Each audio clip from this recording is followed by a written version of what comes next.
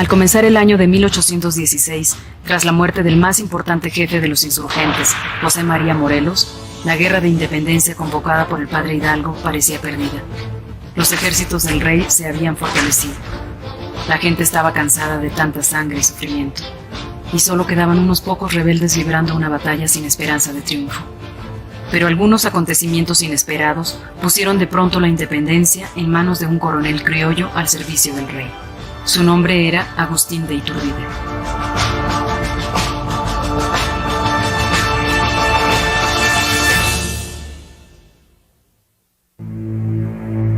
La mañana del 22 de diciembre de 1815, muy temprano en San Cristóbal Ecatepec, el principal cabecilla de la insurgencia contra el orden colonial, José María Morelos, es ejecutado de espaldas al pelotón de fusilamiento.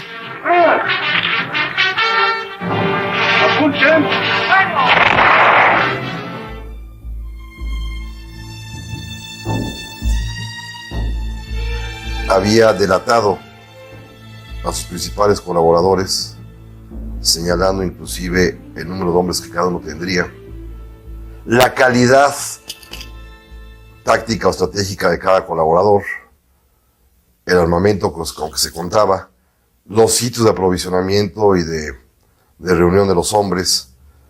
Y esta información valiosísima dada por el propio comandante en jefe, el derrotado, le permitió al virrey iniciar un despliegue de operaciones para golpear directamente en aquellos puntos donde Morelos había señalado tanto en su plan de pacificación como en las delaciones que hizo. La ejecución de Morelos fortalece a las tropas realistas en el campo de batalla. Las comanda con eficacia y crueldad el virrey Félix María Calleja, un militar español fogueado en las duras batallas contra la insurgencia. Entonces hay una política impulsada sobre todo por Calleja de arrasar, de instar a ciertas personalidades de los pueblos, fueran criollos, autoridades locales, a los sacerdotes principalmente, para que denuncien a los insurgentes, para que haya un reacomodo y una vuelta al orden realista. Por supuesto que los pueblos que se oponen o que se están trabajando a favor de la insurgencia son duramente castigados. Bajo el mando de Calleja, el coronel criollo Agustín de Iturbide demostrará la misma eficacia que aquel en el sometimiento de los insurgentes, y acaso una mayor ferocidad. Después de haber estudiado la forma en que otros comandantes trataron de enfrentar la guerra, Iturbide se lleva la palma de la sangre. Es realmente dentro de la guerra una de las gentes más, yo diría, perversas desde el punto de vista militar. Por ejemplo, si una población no informaba al ejército realista del paso de las tropas insurgentes o de un grupo insurgente, llegaban a la población, reunían a todos los hombres en la plaza y hacían una rifa que le llamaban el quinto. Los seleccionaban a 5 hombres y los fusilaban, aunque fueran inocentes, no importaba. Entre los insurgentes, las rencillas y constantes desacuerdos debilitan todavía más el movimiento. El cambio que viene después de la muerte de Morelos es radical. Primero porque causa una gran desmoralización entre todos los insurgentes.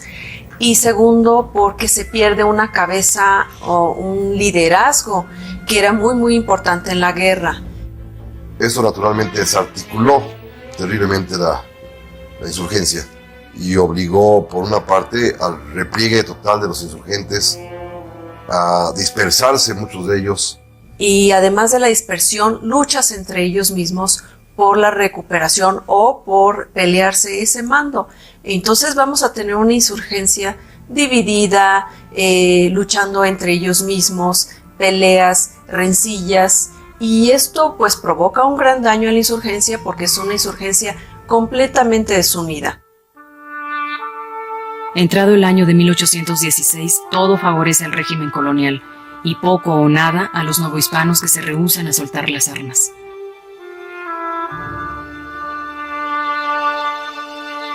En la vieja España, el desconocimiento de la Constitución Liberal de Cádiz por parte del rey Fernando VII alienta en tierras novohispanas la represión del conservador virrey Calleja. Por si esto fuera poco, 14,000 soldados españoles desembarcan en Veracruz con el propósito de sofocar la revolución de una vez por todas. Lo que vemos es que los realistas empiezan a controlar todo el territorio, se crean comandancias militares y se militariza todo el territorio. Para aquellos insurgentes que se aferran al combate, así como para aquellos que no olvidan los liderazgos de Hidalgo o de Morelos, resulta evidente que la guerra no será la misma de antes. Superados en su capacidad estratégica y en recursos militares por las tropas del virrey Calleja, deberán resistir en adelante bajo el mando de otros hombres, los hermanos Rayón, Guadalupe Victoria, Pedro Ascencio y Vicente Guerrero. Desde antes de la muerte de Morelos, pero cada vez más tras su desaparición, los insurgentes saben que en esta guerra no tienen la suerte de su lado.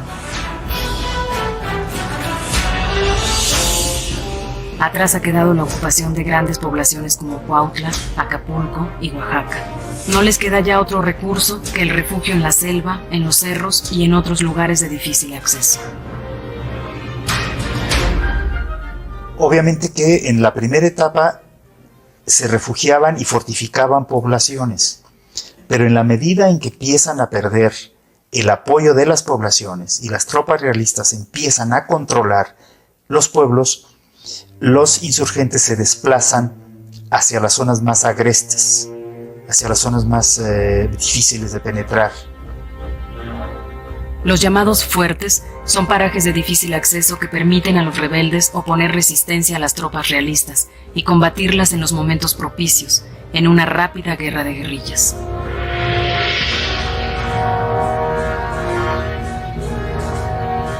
Generalmente eran cerros, montañas, que eran prácticamente inaccesibles. Si hoy día son difíciles de acceder a ellos, en aquella época debió haber sido más difícil.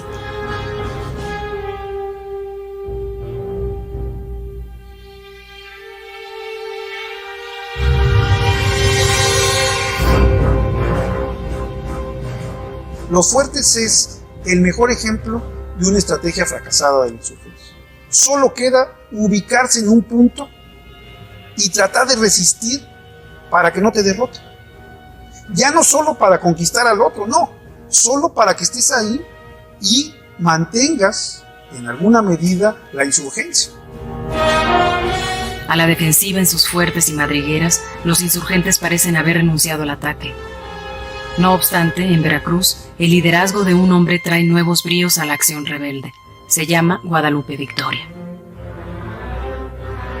Recordemos que la zona de Veracruz es vital para el comercio ultramarino, entonces la cantidad de mercancías que circulan por ahí es impresionante. Entonces él aprovecha esto. A las rutas estratégicas ocupadas por Victoria se suma la más importante de todas, el llamado Puente del Rey, en la región central del estado de Veracruz.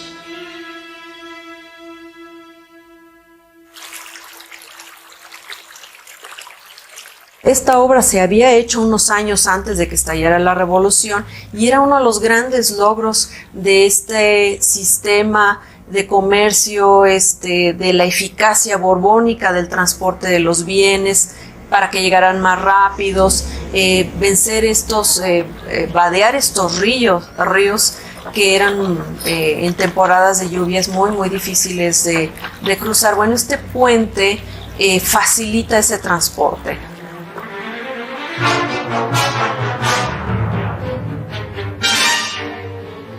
Fue una fortificación estratégica para los insurgentes, porque a través del puente controlaron todo el comercio transatlántico y controlaron el camino real y toda la economía de la Nueva España. Esto de alguna manera explica la pervivencia por tanto tiempo de la insurgencia en Veracruz. En diciembre de 1815, casi al tiempo en que Morelos es fusilado en Ecatepec, la pérdida definitiva del fuerte y Puente del Rey por los insurgentes parece una premonición de su debacle. Puente del Rey va a caer, lo van a perder los insurgentes en 1815, el 8 de diciembre. Desde entonces los realistas se posicionaron de Puente del Rey y fue cuando la balanza cambió. Hacia 1816, enemistados los insurgentes entre sí, acorralados en sus fuertes o desalojados de ellos, la llegada de una nueva estrategia en manos de un nuevo virrey, Juan Ruiz de Apodaca, acabará muy pronto con la rebeldía de todos, o de casi todos. 20 de septiembre de 1816. En la Ciudad de México, la llegada de un nuevo virrey, Juan Ruiz de Apodaca, confirma el cambio de la política real hacia la guerra insurgente en la Nueva España. A la ferocidad de Félix María Calleja, el virrey saliente, sigue ahora el espíritu conciliador de Apodaca. Lo envía el rey porque es un hombre de buen corazón. El rey estaba consciente ya, Fernando VII, que tenía que cambiar de política, que ya habían sofocado a sangre y fuego la insurgencia en su etapa más virulenta, y envían a Juan Ruiz de Apodaca, que va a permanecer 5 años en el puesto. Es decir, no es un virrey de paso, un virrey con buena imagen, con buena presencia política en la corte de Madrid, y que en México es bien recibido porque viene sobre todo a cicatrizar las heridas abiertas por la guerra. La nueva estrategia ordenada desde Madrid es oportuna. Tras la enorme mortandad ocasionada por la epidemia de 1813, los sufrimientos de la guerra han terminado por doblegar en buena medida la acción insurgente. La más poderosa arma de todas aparece entonces. Se llama indulto. Primero, el virrey Apodaca establece esta política, que es recibir a todos, perdonarlos, no fusilar a nadie, basta entregar las armas, firmar que se someten a la autoridad real, asignarse en qué lugar van a vivir, y se acabó. El impacto fue tremendo, porque también estos hombres están cansados de luchar, sus convicciones se van debilitando. Es una vida ya que no tiene mucho sentido, porque van viendo que van perdiendo, vaya, hay una especie ya de pesimismo entre ellos, y esta política de indultos por eso tiene tanto éxito. ¡Nos acogemos al indulto! Las partidas de insurgentes que se indultan les perdonan todos los males que hubiesen cometido, y además conservan sus armas, les dan fuero militar, se conservan los cuerpos, digamos, como tales, nada más ahora con la denominación de realistas. O sea, se vuelven soldados del rey en contra de sus propios compañeros. Y el tercer tema que casi no hemos estudiado es que se le da 2 concesiones importantes.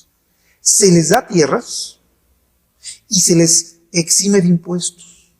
Es decir, el indulto no nada más es el rescate de la vida, sino además la política de la corona es darles elementos para que vivan bien. Lo cual significa que muchos insurgentes ya ni eran insurgentes, ya no estaban en armas, pero aprovecharon para ponerse en paz con la administración española y para limpiar sus culpas y poder vivir de otra manera. Y hubo más de 60,000 indultos. Eso es pavoroso.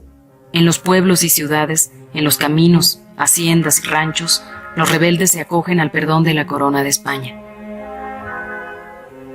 Algunos insurgentes notables no pierden la oportunidad de retornar a una vida tranquila. Lo hacen de este modo los generales Mier y Terán e Ignacio López Rayón, quien había heredado el mando tras la desaparición de Hidalgo y Morelos. Asimismo aceptaron el indulto tras mucho sufrimiento el abogado Andrés Quintana Roo y su esposa Leona Vicario.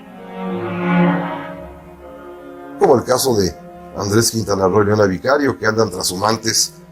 Nace su primera hija en una cueva y le ponen Genoveva, recordando un poco la leyenda parisina. Y pues al final de cuentas, solos, abandonados en la sierra con niños, y se dan cuenta que no tienen más remedio más que ir recolectando frutos silvestres y matando animalitos para comer. A la intemperie, pues Quintana Roo y Leona Vicario deciden indultarse. Así como él y como ellos muchos habrán sido así.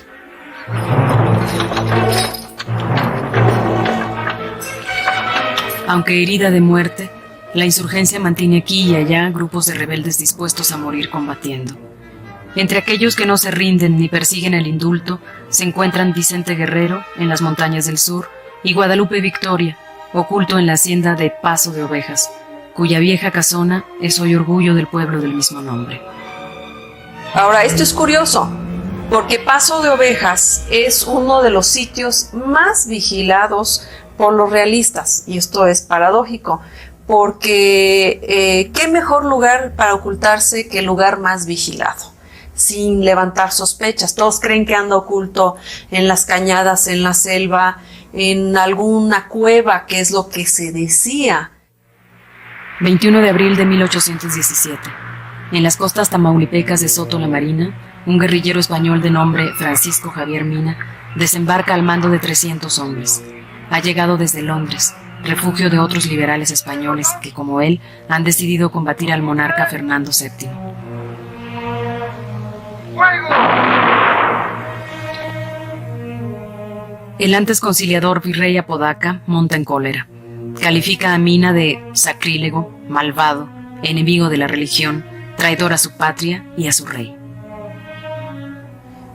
Se le ve como un enemigo terrible, casi inconcebible. Es decir, ¿cómo es posible que un hombre del rey no solamente se oponga al rey, sino venga de España, organice, haga alianzas, consiga un ejército, consiga armas y busque a los insurgentes? Eso les pareció monstruoso. Y sí hay una reacción durísima, durísima. ¡En cada soldado que luche por la libertad! El fantasma de una insurgencia resucitada bajo el mando de un español obliga al virrey a cambiar el indulto por la espada. ¡Viva la libertad! Ahora, tampoco hay que sobredimensionar a Mina. Mina no tenía la posibilidad de conjuntar, de reunir las fuerzas de Londres. Ellos estaban pensando, lo podían apoyar, de hecho lo apoyan, pero quienes están pensando los exiliados liberales de Londres es en la península. Están pensando en cómo tratar de enfrentarse a Fernando en la península, no en América. Pero la fulgurante rebelión de Mina, al igual que las otras, no habría de tener un final afortunado. Capturado en el Bajío 7 meses después de su llegada, es fusilado en el Fuerte de los Remedios, y su fracasada aventura se pone como ejemplo para todos los rebeldes, lo mismo novohispanos que peninsulares.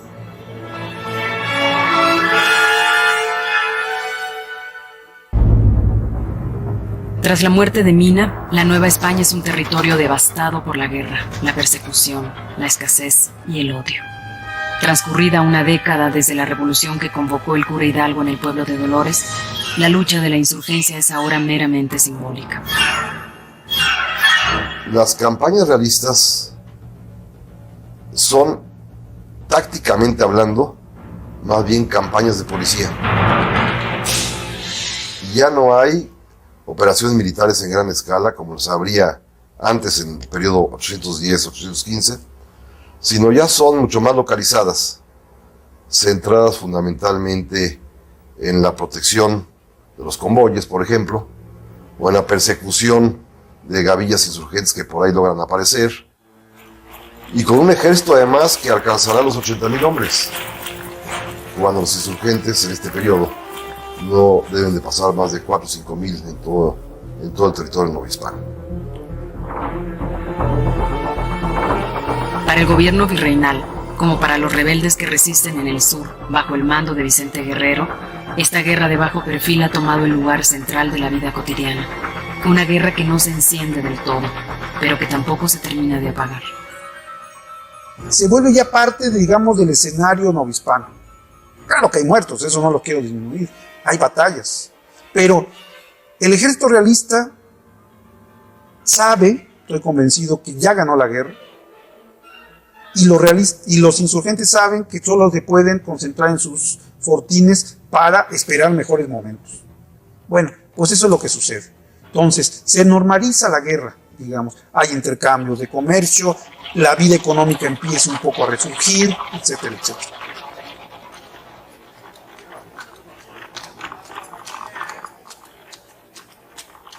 Todo esto para arribar al año 1820, y como bien lo dice la leyenda, con solamente un par de núcleos insurgentes sobrevivientes encerrados en las montañas del sur, los de Pedro Asensio y los de Vicente Guerrero.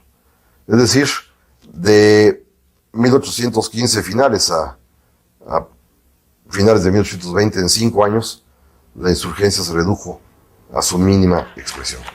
Entre ambos contendientes, la población novohispana, antes activa y entusiasta, no quiere saber ya nada de un drama que se ha prolongado demasiado tiempo. La guerra ha tocado todas las estructuras de vida, sociales, económicas, culturales de la Nueva España.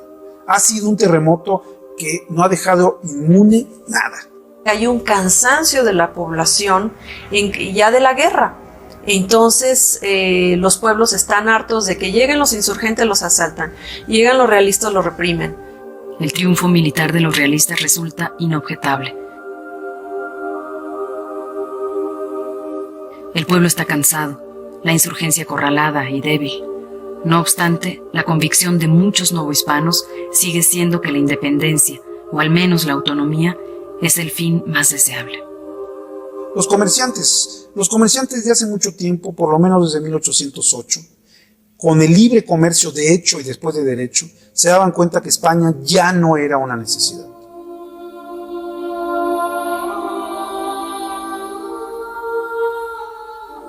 Los mineros también lo que necesitaban, y eso vieron muy bien, eso lo veo desde los mineros de Guanajuato, lo que querían es que la independencia iba a ser un elemento de pacificación.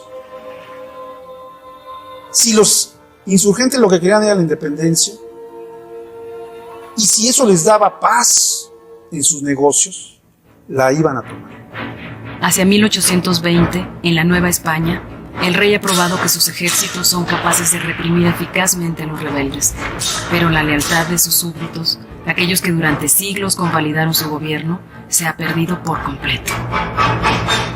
La lealtad es un sentimiento, pero tiene un elemento central material, de beneficio. Las lealtades que duraron durante varios siglos virreinales frente al rey, pues empiezan a desgastar rápidamente. Muy pronto, la suerte misma del rey en la metrópoli cambiará radicalmente la historia de la Nueva España. Lo que no ha podido alcanzar la insurgencia a sangre y fuego, lo posibilitarán la astucia política y la ocasión más propicia. En 1820, los insurgentes se encuentran sometidos, pero una carta inesperada cambia en Sevilla el curso de los acontecimientos. La sublevación del coronel Rafael del Riego ha obligado al rey Fernando VII a restablecer contra su voluntad la Constitución Liberal de Cádiz. En la Nueva España, la noticia es recibida con júbilo por aquellos que aspiran a una mayor autonomía dentro del imperio, y con recelo por la Iglesia y los altos mandos peninsulares, identificados con la monarquía absoluta. Todo lo que ellos temían se estaba presentando allá. Y sí temían que eso impactara a América y que tuviera un efecto de oleaje, de torbellino muy fuerte sobre la Nueva España. En la capital del virreinato, un grupo de notables ultraconservadores se reúne secretamente para tratar de impedir la aplicación de la Constitución liberal en la Nueva España.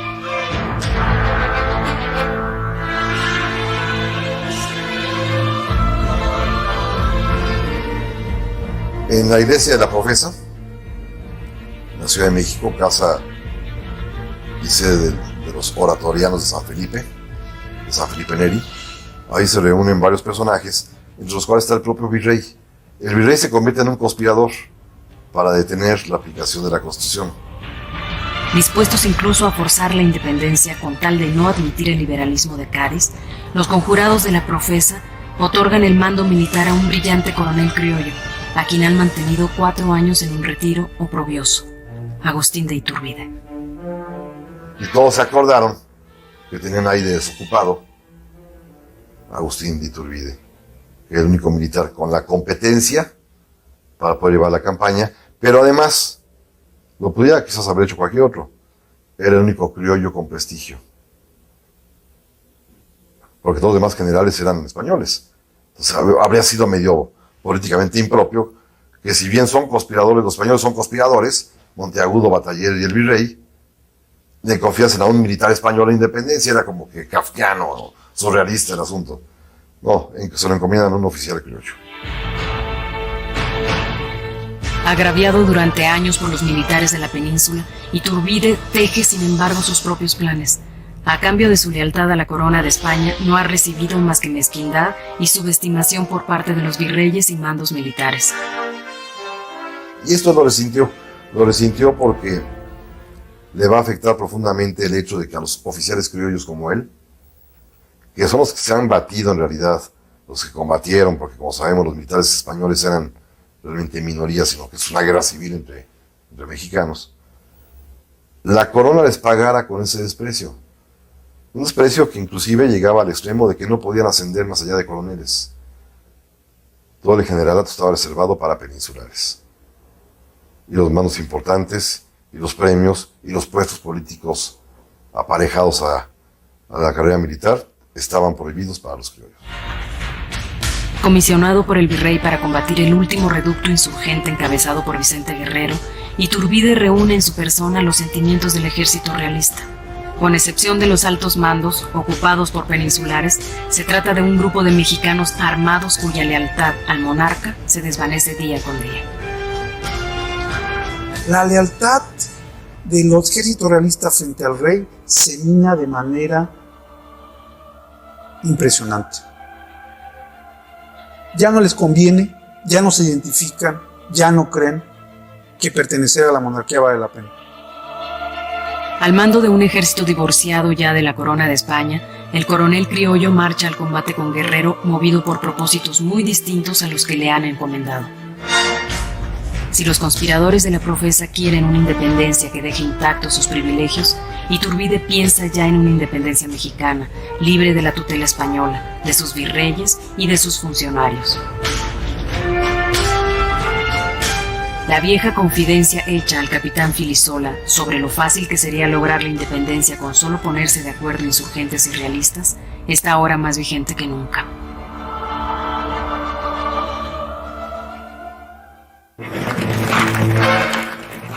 El ejército de Iturbide, muy superior a sus rivales, es derrotado en Zapotepec el 2 de enero de 1821. Pero Iturbide no busca la victoria militar, sino el acuerdo político. Entonces, bueno, hizo como que hacía la guerra. Presentó batalla una veintena de ocasiones con pequeñas partidas en donde cotidianamente eran derrotados por los estudiantes de Guerrero. ¿Lo haría a propósito, no? Yo pienso que sí. Yo pienso que sí, porque no encuentro otra explicación para que perdiera todas. Todas. Quiso ganarse la confianza de Guerrero. Quizás.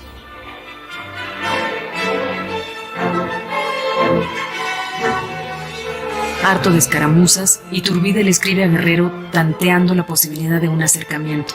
Este le responde de inmediato: Usted equivocadamente ha sido nuestro enemigo. Siendo americano ha obrado mal. Su deber le exige lo contrario. La patria espera de usted mejor acogida. Poco a poco, las cartas entre ambos desbrozan el camino hacia la conciliación. Las palabras que Iturbide le dirige al rebelde no dejan lugar a dudas.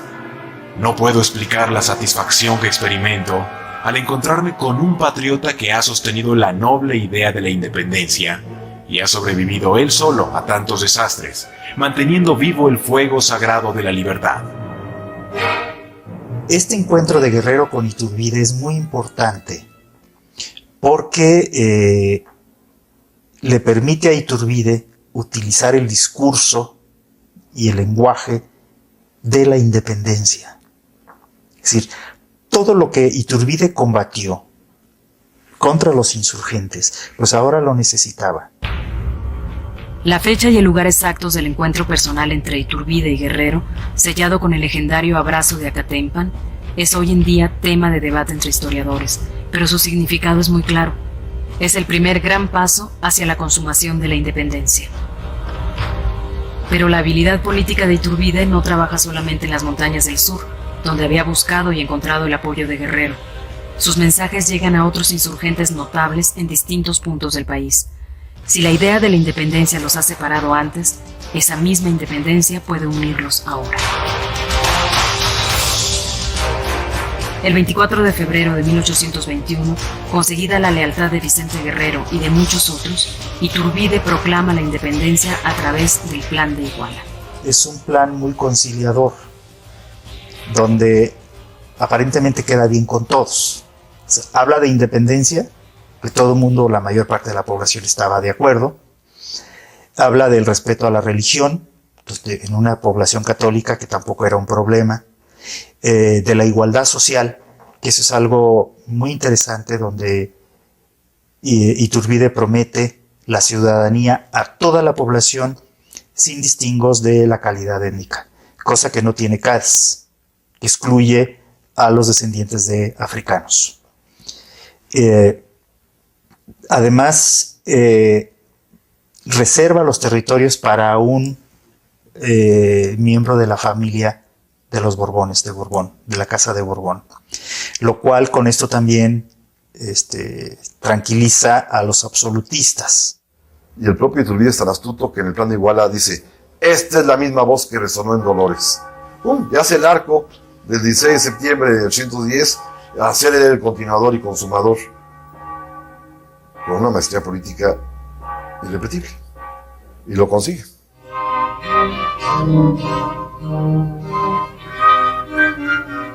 Iturbide tocó la música que todos querían oír. Les tocó el son que todos querían bailar, aunque a final de cuentas el tono era distinto para toda la música. Oyeron lo que querían oír y lo asumieron como tal.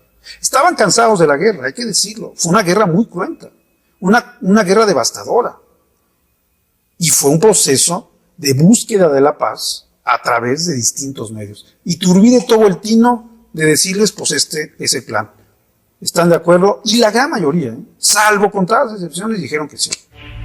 Compuesto por la unión de las tropas realistas y las bandas de insurgentes todavía en armas, el ejército trigarante debe su nombre a las 3 garantías simbolizadas en los colores de la nueva bandera.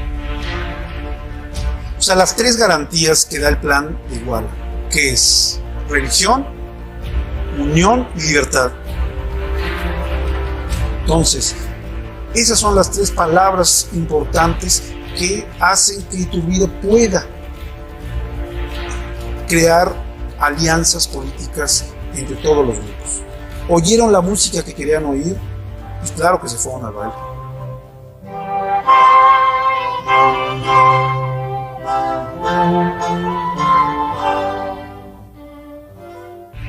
Por todo el territorio novohispano, las adhesiones al Plan de Iguala se suceden unas a otras. Comandantes, jefes políticos y antiguos insurgentes se suman al movimiento de Iturbide, al tiempo que los criollos desertan masivamente de las tropas del rey. Algo muy interesante aquí está en que el plan es adoptado casi de inmediato por todo el mundo. En 6 meses da la vuelta desde Iguala, el 24 de febrero hasta el 27 de septiembre en la Ciudad de México, en 6 meses, casi disparando un solo tiro más que 2 o 3 combates esporádicos. Enfrentando poca o ninguna resistencia, los trigarantes aseguran el apoyo de Valladolid y de Guadalajara. Ocupan también Salvatierra, Celaya y Guanajuato, donde el coronel Anastasio Bustamante ofrece cristiana sepultura a los cráneos de Hidalgo, Allende, Aldama y Jiménez, que hasta entonces habían estado expuestos en la Alhóndiga. Desde la España gaditana, el nombramiento del liberal Juan O'Donoghue en sustitución del virrey Apodaca causa enorme inquietud entre los mandos peninsulares de la Ciudad de México. Cuando saben las tropas españolas, eso sí, poquitas que había, 6-7 mil soldados, que viene un nuevo virrey con otro título, pero además es liberal, masón, enemigo de ellos, enemigo del rey, y viene a gobernar, y se dan cuenta que Apodaca pues, se sienta para esperar a que llegue su relevo, porque es un buen hombre que no combate. Los propios militares españoles en la Ciudad de México deponen al virrey Apodaca, eligen a uno de ellos, Francisco Novella, como virrey interino, y se preparan para resistir y oponerse a los insurgentes, ahora trigarantes. Se trata, no obstante, de un golpe tardío, condenado al fracaso. Desembarcado en Veracruz el 30 de julio de 1821 con el título de jefe político superior de la Nueva España, O'Donoghue sabe que en realidad el dominio de la antigua colonia está perdido. Se encuentra a los soldados todos enfermos en Veracruz, con reportes de que todo el territorio ya se había independizado, donde no había dinero, no tenía nada. Entonces es muy interesante la descripción que hace de la situación, y además muy claro, muy lúcido. Y a lo que concluye es que la mejor manera de salvar los intereses de la monarquía española es firmando un acuerdo con Iturbide, y de ahí se firman los tratados de Córdoba. En la ciudad veracruzana de Córdoba, el así llamado último virrey de la Nueva España acepta el pacto propuesto por Iturbide. Por medio de él se reconoce la independencia como un hecho consumado, basado en el Plan de Iguala. Los tratados de Córdoba son el acta de nacimiento de la nueva nación mexicana. Que si bien todo el mundo argumenta que no tienen validez diplomática internacional porque O'Donoghue no tenía poderes para firmarlos, políticamente son fundamentales porque es, para el efecto interno, el reconocimiento de que el último virrey o jefe político superior se estaba rindiendo. Que reconocen que ya no puede el gobierno español conquistar o reconquistar sus imperios, que debe de retomar las discusiones que hay en las Cortes para tratar de llegar a un buen acuerdo sin destazar, o al menos sin acabar y cortar de tajo las relaciones comerciales, económicas, políticas entre la madre patria y el virreinato. El propio Iturbide lo dijo cuando se reunió con él: desatemos el nudo sin romperlo. Rendido ante la legítima autoridad que venía de España, por una parte, y ante el triunfo militar de Iturbide, por otra, el virrey usurpador Francisco Novella entrega los restos de su real ejército a O'Donoghue el 13 de septiembre. Una semana después, al grito de ¡Viva el Rey!, los últimos soldados españoles abandonan la extinta colonia para no volver. El 27 de septiembre de 1821, el victorioso Agustín de Iturbide entra a una engalanada Ciudad de México a la cabeza del ejército trigarante. Llegaron a la Ciudad de México desde el día 20-22 y se esperaron hasta el día 27. El pretexto fue para pacificar, limpiar, arreglar, para que las tropas que venían desnudas, sobre todo las antiguas insurgentes, se uniformaran con los uniformes que dejaban las tropas españolas. Pero quizás la verdad es que se esperaron al día del cumpleaños de Iturbide, que juntaba su gran victoria con su propio onomástico.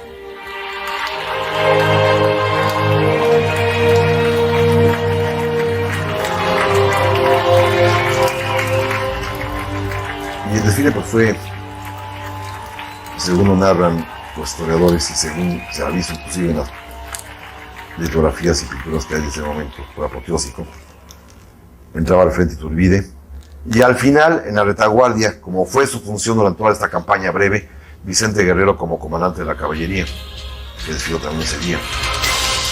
El discurso pronunciado entonces por Iturbide, el libertador, hace casi 200 años, es más actual que nunca en nuestros días. Mexicanos, ya sabéis el modo de ser libres. A vosotros toca señalar el de ser felices.